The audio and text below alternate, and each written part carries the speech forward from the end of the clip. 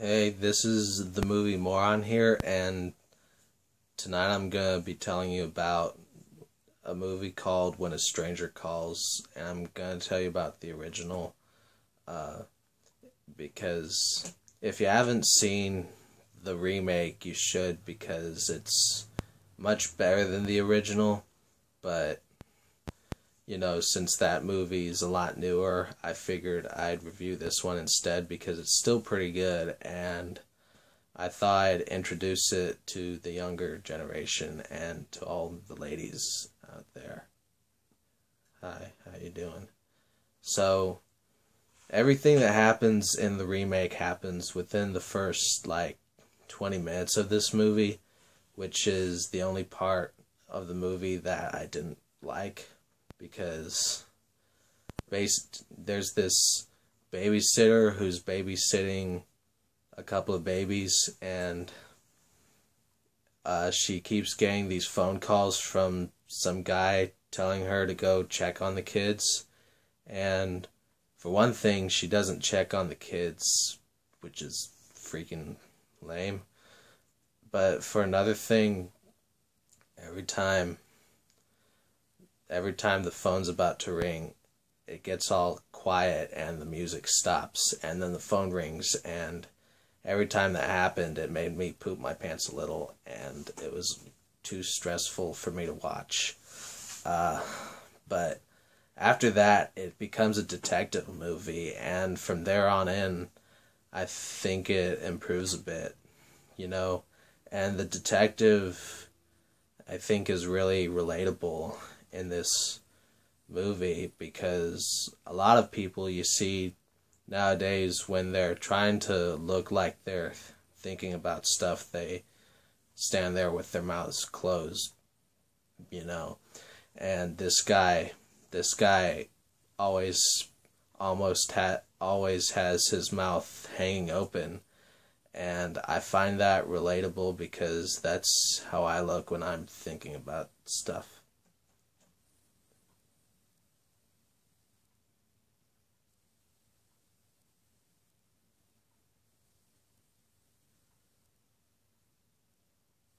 Anyway, the movie picks up 7 years after the incident. The maniac calling the babysitter killed the babies, and 7 years later he escapes from the nut house, and this detective is going after him, and at one point the killer goes to a bar and tries to make friends with this lady, and she's getting all mad at him for some reason, acting like a cunt muffin, get off of me. And he follows her to her apartment, and he goes inside and sits down, and then she starts acting more nice to him. She politely tells him, you can't stay in here, which is nice, because that's how I would want to be treated if I went into someone's house and sat down. I mean, most of the time, if not always, I'll go into someone's house and sit down. They come home and they start yelling and screaming at me, saying that they're going to call the police, and then they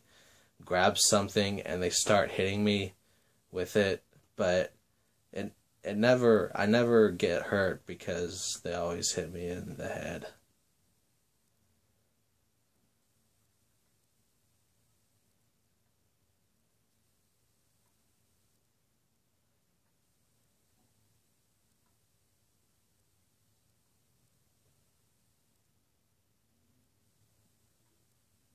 So, as the detective is looking for the killer, he finds out how the killer went into this lady's apartment, and he also finds out that there was this random homeless guy who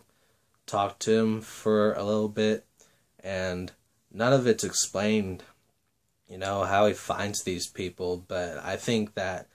makes the movie much more intriguing because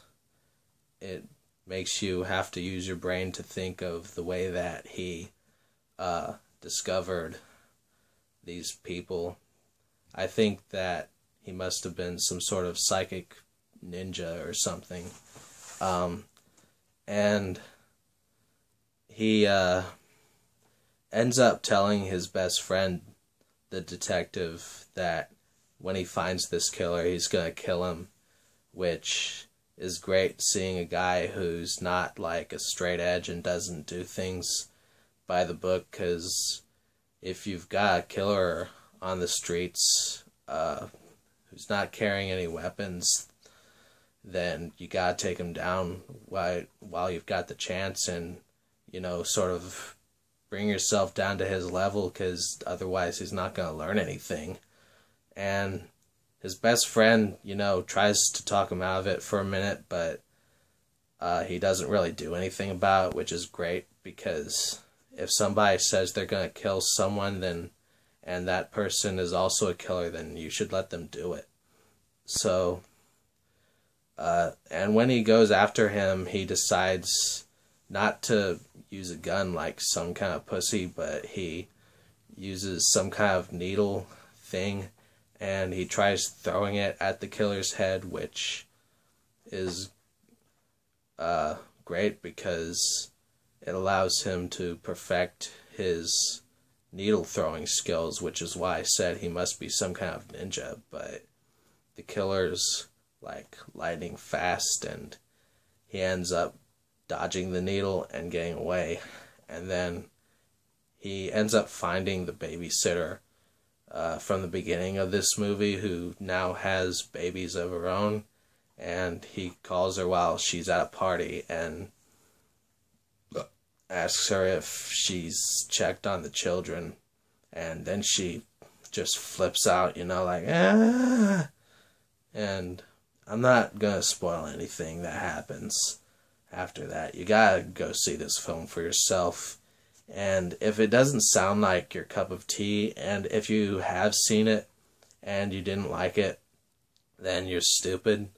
and you shouldn't have kids of your own because they're gonna be stupid like you.